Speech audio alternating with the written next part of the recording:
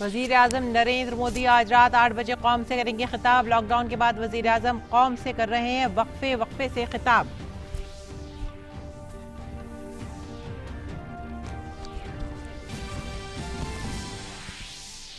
भारतीय रेल आज से चुनिंदा 15 रास्तों पर ट्रेन खिदमात की कर रही है शुरुआत।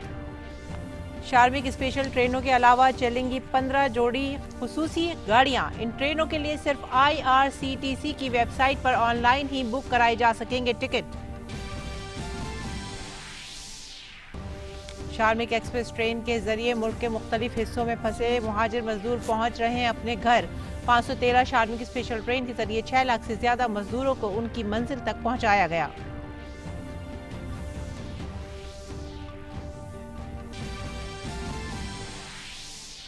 दुनिया भर में फंसे भारतीयों को मुल्क वापस लाने के लिए जारी वंदे भारत मिशन का आज छठा दिन। कल 5वें दिन गैर मुल्कों से भारतीयों को लेकर मुल्क के मुख्तलिफ हिस्सों में पहुंचे 4 जहाज। भारतीय बहरिया के मिशन समुद्र सेतु के जरिए भी मालदीव से भारतीयों को लाने का अमल जारी।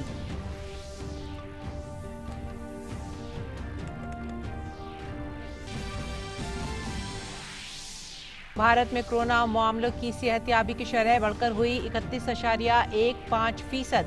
एक्टिव मामलों की तादाद 46,008। 22,455 मरीज हुए सेहतयाब। 2,293 अफराद की मौत।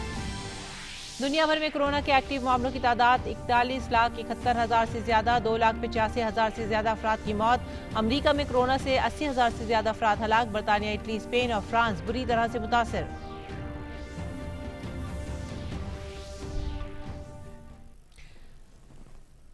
आदाब नाजरीन, दोपहर 3:15 की उर्दू खबरों में आप सभी का खैर मकदम है। नजर डालते इस वक्त की खास खबरों पर। वजीर आजम नरेंद्र मोदी आज रात 8 बजे कौम से खिताब करेंगे। इससे कबल 19 मार्च, 24 मार्च और 14 अप्रैल को भी वजीर आजम ने कौम से खिताब किया था। खुसूसन लॉकडाउन के दौरान वजीर आजम वक्फे वक्फे से कौम से खिताब कर रहे हैं। लॉकडाउन की वजह से मुल्क भर में फंसे लोगों को आज से कुछ राहत मिलेगी। भारतीय रेल आज से चुनिंदा रास्तों पर 15 जोड़ी ट्रेनों की शुरुआत कर रही है। ये खुसूसी ट्रेनें नई दिल्ली रेलवे स्टेशन से चलेंगी, जो डिब्रूगढ़, अगरतला, हावड़ा, पटना, बिलासपुर, रांची, भुवनेश्वर, सिकंदराबाद, बेंगलुरु, चेन्नई, तिरुवनंतपुरम, मडगांव, मुंबई सेंट्रल, अहमदाबाद और जम्मू तवी को जाएंगी। वजारत दाखिला ने स्पेशल ट्रेनों की आमदरफ्त के लिए तरीक़ाकार जारी किया है, जिसके मुताबिक ट्रेनों की आमदरफ्त के अलावा टिकट बुकिंग और दीगर इत्तलात रेलवे के जरिए दी जाएंगी। इन रेलगाड़ियों के लिए टिकट की बुकिंग कल से शुरू हो गई। टिकट सिर्फ IRCTC की वेबसाइट पर बुक किए जा सकेंगे। इस सहूलत के तहत सिर्फ कंफर्म ई टिकट वाले मुसाफिरों को ही रेलवे स्टेशन में दाखिल होने की इजाजत होगी। मुसाफिरों के लिए फेस कवर या मास्क लगाना जरूरी होगा। ट्रेन की रवानगी के वक्त मुसाफिरों को अपनी स्क्रीनिंग करानी होगी और सिर्फ उन्हीं मुसाफिरों को ट्रेन से सवार होने की इजाजत हासिल होगी जिनमें इस बीमारी की अलामात नहीं पाई जाएंगी। मुल्क के मुख्तलिफ हिस्सों से महाजिर मजदूरों को उनकी मंजिल तक पहुंचाने का सिलसिला मुसलसल जारी है। मुंबई से चली श्रमिक ट्रेन 1230 महाजिर मजदूरों को लेकर तड़के 2:20 पर कलबुर्गी रेलवे स्टेशन पहुंची। गोवा से 1050 मजदूरों को लेकर श्रमिक खुसूसी ट्रेन उधमपुर के लिए रवाना हुई है। गोवा से रवाना हुई ये दूसरी श्रमिक ट्रेन है। उधमपुर के डिप्टी कमिश्नर ने कहा है कि उधमपुर रेलवे स्टेशन पर तैयारी पूरी कर ली गई है। वजीर आजम नरेंद्र मोदी ने कल रियासतों के वज़राए आला के साथ वीडियो कॉन्फ्रेंसिंग के जरिए मीटिंग की। वजीर आजम की रियासतों के वज़राए आला के साथ ये 5वीं मीटिंग थी। 6 घंटे तक चली मीटिंग में कोरोना वायरस से मुतालिक मुख्तलिफ पहलुओं पर बातचीत हुई। वजीर आजम ने कोविड-19 के असर को फैलने से रोकने, लॉकडाउन से मरहलेवार तरीके से बाहर निकलने और इक़्तिसादी सरगर्मियां तेज करने के इक़दामात पर वज़राए आला से बातचीत की। वजीर आजम ने कहा कि इस वक्त हमारा फोकस इस बात पर होना चाहिए कि ये इन्फेक्शन शहरों से गाँव तक ना फैले। वजीर आजम ने कहा कि कोविड-19 के बाद की दुनिया एकदम बदल गई है और हमें इसके मुताबिक सोचना और काम करना होगा। एक नई दुनिया की तैयारी करने की अपील करते हुए वजीर आजम ने कहा कि मुख्तलिफ मौक़े पर कोविड-19 के चैलेंजों से निमटने के लिए रियासतों और मरकज के माबैन ताउन की जरूरत है। मुल्क में लॉकडाउन का तीसरा मरहला 17 मई तक है। वजीर आजम की रियासतों के वज़राए आला के साथ आखिरी मुलाकात 27 अप्रैल को हुई थी। और इस बीच मुल्क में कोरोना वायरस से मुतासिर मरीजों की तादाद बढ़कर 46,008 हो गई है, जबकि 22,455 लोग सेहतमंद होकर अपने घर वापस जा चुके हैं। 2293 मरीजों की मौत हुई है। अच्छी बात यह है कि भारत में सेहतयाबी की शरह बढ़कर 31.15% हो गई है। सरकार की कोशिश है कि कोरोना वायरस का चेन तोड़ा जा सके, इसीलिए आवाम से तमाम ज़ाब्तों पर अमल करने की अपील की जा रही है।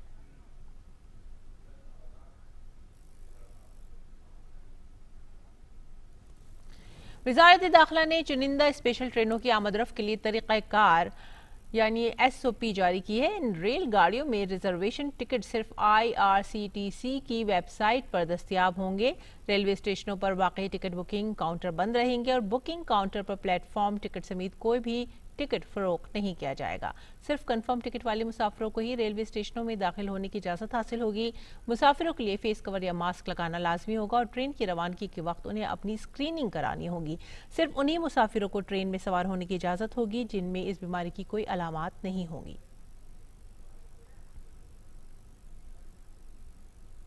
बैरून ममालिक फंसे भारतीयों को वंदे भारत मिशन के तहत भारत वापसी लाने की मुहिम चलाई जा रही है। इसके तहत 243 मुसाफिरों के साथ एक जहाज सिंगापुर से दिल्ली पहुंचा। सिंगापुर से आने वाली ये तीसरी परवाज है। इस मौके पर भारतीय हाई कमीशन ने वहां के अफसरान का शुक्रिया अदा किया। सैन फ्रांसिस्को से 225 अफराद के साथ मुंबई पहुंचने वाली परवाज के मुसाफिरों ने ताली बजाकर क्रू मेंबरान का शुक्रिया अदा किया।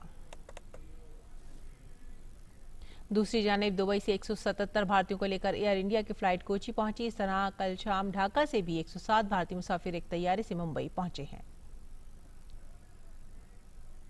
इसी सिलसिले में आज सुबह 3 बजे एक फ्लाइट 139 तलबा के साथ मनीला से अहमदाबाद आई है।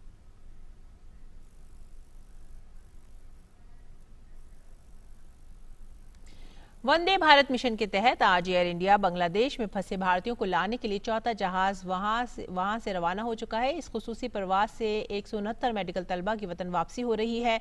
कोरोना के सबब ये सभी तलबा बांग्लादेश में फंसे हुए थे। इन मुसाफिरों ने वतन वापसी के इंतजामात के लिए भारत सरकार का शुक्रिया अदा किया।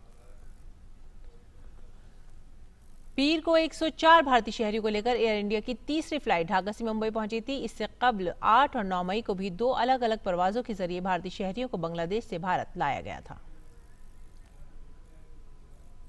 और केरल और लक्षद्वीप के फंसे भारतीयों को मुल्क वापस लाने के लिए समुद्र सेतु मिशन के तहत भारतीय बहरिया का जहाज INS जल अश्व आज मालदीव की राजधानी माली के लिए दोबारा से रवाना होगा। मालदीव में 698 भारतीयों को लेकर भारतीय बहरिया का INS जल अश्व इतवार को कोची पहुंचा था। माली में भारतीय हाई कमीशन ने एक बयान में कहा कि केरल के अलावा दीगर रियासतों नई दिल्ली, बेंगलुरु, मुंबई और चेन्नई के बाशिंदों को निकालने के लिए भी मंसूबा बनाया जा रहा है। उन्होंने सभी से ईमेल AIREVAC.HCI@gmail.com के जरिए भारतीय हाई कमीशन से राब्ते में रहने के लिए कहा। मालदीव से कुल 900 लोगों को निकाला जा चुका है। दूसरे जहाज INS मगर के आज कोची पहुंचने की उम्मीद है। जहाज में 24 भारतीय और एक मरीज समेत 202 भारतीय शहरी शामिल हैं। कोरोना बुहरान और लॉकडाउन के सबब जानवरों की चारों में कोई कमी न रहे, इसके लिए उत्तर प्रदेश हुकूमत ने भूसा बैंक की शुरुआत की है। पेश है यह खास रिपोर्ट। कोरोना वबा की वजह से लॉकडाउन के दौरान योगी हुकूमत को इंसानों के साथ साथ रियासत के मवेशियों की भी फिक्र है। हुकूमत ने बेसहारा मवेशियों और उनके निगहबानों की मदद के लिए पूरी रियासत में भूसा बैंक की शुरुआत की है, जिसका मकसद लॉकडाउन के दौरान मवेशियों के लिए मुसलसल चारा दस्तयाब कराना है। ये माननीय मुख्यमंत्री जी की बहुत महत्वाकांक्षी योजना है, जिसके अंदर हम 30 रुपये प्रतिदिन के हिसाब से गौवंश के भरण पोषण का भुगतान करते हैं। तो सबसे अधिक भूसा तो हम उसी धनराशि से क्रय करते हैं। लोगों का मानना है कि मुश्किल की इस घड़ी में मवेशियों को भूखा नहीं रहना पड़ेगा। और महत्वपूर्ण इसलिए, अब जैसे 1 महीने 1.5 महीने से लॉकडाउन चल रहा है, अगर ये नहीं होती तो आप क्या खिलाते? तो स्टोर करते हैं और करीब अब तो हम लोगों ने 2 महीने का कर लिया 45 दिन के बजाय।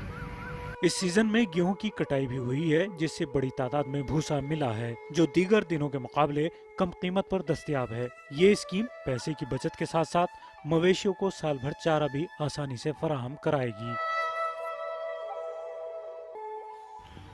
गौवंश को लॉकडाउन के समय सुरक्षित रखने के लिए योगी सरकार की ये महत्वपूर्ण योजना है, जो पूरे प्रदेश के अंदर चलाई जा रही है, जिसमें जो प्रदेश सरकार है वो जो भूसा है उसे खरीदती है, ताकि गौवंश जो अलग अलग जगह पर रहता है, चाहे वो गौशाला की बात करें, सरकारी गौशाला हो, वहाँ पर उन्हें किसी तरह के चारे की कमी ना हो।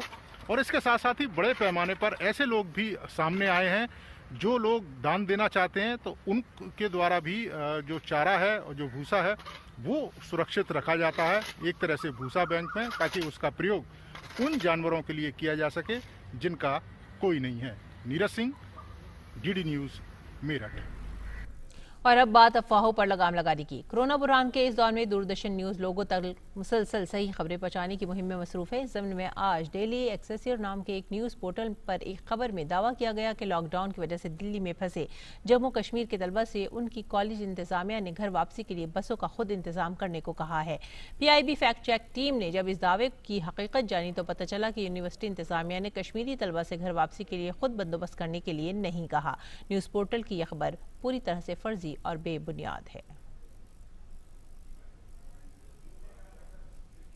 और दूसरी जानिब शुमाल मशरक़ी रियासत असम के ताल्लुक से भी एक दावा किया जा रहा है। कहा जा रहा है कि मरकजी वजारत दाखिला ने गुवाहाटी और रियासत के 6 दीगर अजला को रेड जोन करार दे दिया है। PIB फैक्ट चेक टीम ने अपनी जांच के बाद इस दावे को भी फर्जी बताया है। हकीकत यह है कि कोरोना के खतरे का अंदाजा लगाते हुए मुल्क के अजला के मुख्तलिफ जोन में दर्जाबंदी का काम सेहत और खानदानी बहबूद की मरकजी वजारत करती है। मरकजी वजीर दाखिला का इस अमल से कुछ भी ताल्लुक नहीं है। फिलवक्त असम में कोई भी जिला रेड जोन में नहीं आता, इसलिए यह खबर पूरी तरह से गलत है। नर्सों के आलमी दिन के मौके पर आज सेहत के मरकजी वजीर डॉक्टर हर्षवर्धन ने मुल्क की तमाम नर्सों का शुक्रिया अदा किया। उन्होंने कहा कि कोरोना के खिलाफ जंग में मुल्क की नर्सों ने अहम किरदार अदा किया है।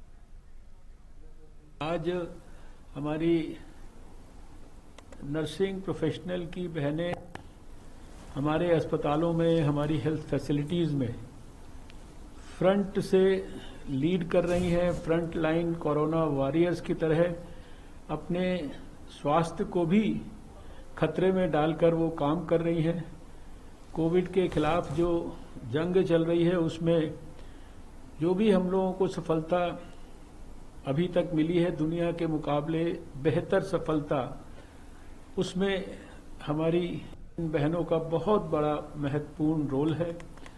मैं इन सबको हृदय से आज अभिनंदन करना चाहता हूं और खासकर जो कुछ बहनें जिनका हमें जानकारी मिली है, अनीता हैं, ज्योति है, मार्गरेट हैं, पुणे की और दिल्ली की, इनके प्राण भी जो है कोविड के खिलाफ युद्ध लड़ते लड़ते चले गए। उनकी पवित्र स्मृति को भी हम इस अवसर पर नमन करते हैं। नाज़रीन, रमज़ान का मुक़द्दस महीना जारी है। लोग इबादत में ज़्यादा से ज़्यादा वक्त गुजार रहे हैं। लॉकडाउन की वजह से सोशल डिस्टेंसिंग का भी ख़ास ख्याल रखा जा रहा है। रमज़ान के इस मुक़द्दस महीने का सबसे आला और बेहतरीन मकसद है दुनिया की रंगारंगी में खोए हुए इंसान को उससे हटाकर अपने माबूद हकीकी की बारगाह में खड़े होने का एहसास दिलाना और ये याद दहानी कराना कि हमारा असल मकसद अल्लाह के फैसले में कामयाब होना है। रमज़ान इसी मकसद के तहत हमें सबसे कट कर खुसूसन इस माह में तमाम तवज्जो अपनी रूहानी तरबियत और तरक्की पर मरकूज करने की दावत देता है। जाहिर है इसके लिए हमें तन्हाई की ज़रूरत होती है ताकि पूरी यकसुई के साथ हम अपनी तवज्जो अपने किरदार की बेहतरी पर मरकूज कर सकें। रमज़ान के आखिरी अशरे में एतकाफ़ का मकसद भी यही है कि इंसान चंद रोज़ के लिए अपनी रूहानी दुनिया का एहतसाब करे और उसकी कमियां दूर करके एक बेहतर इंसान बने।